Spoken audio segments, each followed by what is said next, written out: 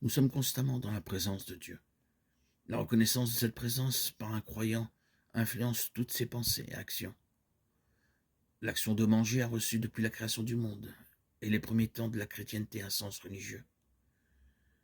Le repas de la Seine, où nous mangeons le corps du Christ, le pain de vie, est le moment le plus solennel de notre contact avec Dieu et aussi le plus intime. Nous exprimons notre absolue unité avec le Christ en mangeant le pain devenu son corps et en buvant le vin devenu son sang.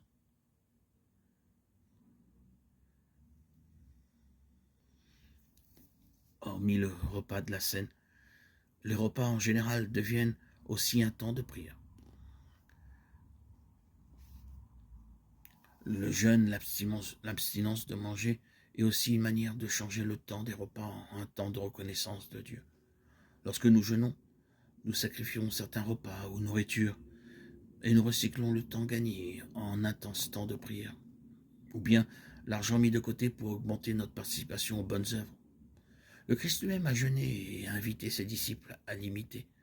Ainsi, la fête et le jeûne sont des formes non verbales de prière, de la même manière que notre style de manger a pour but de glorifier Dieu le Créateur.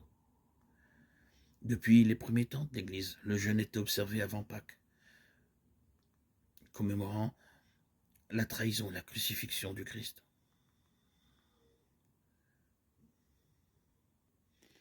L'acte de jeûner comme l'acte de prier nous fait grandir dans notre relation à la présence de Dieu.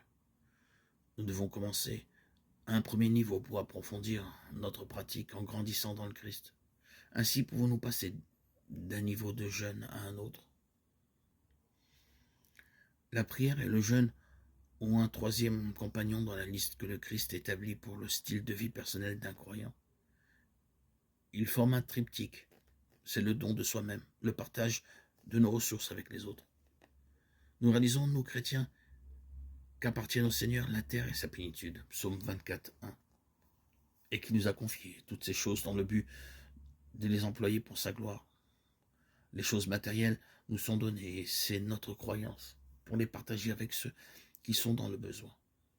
Ainsi dit la prière, pour les deux époux en fassent profiter ceux qui sont dans le besoin. Les façons de partager se différencient selon le style de vie de chaque personne. Cependant, le principe est le même. Tel que deux époux qui vont se marier fassent profiter ceux qui sont dans le besoin dans les cérémonies de mariage. Le partage est fondamental à la vie chrétienne, comme le sont la prière et le jeûne.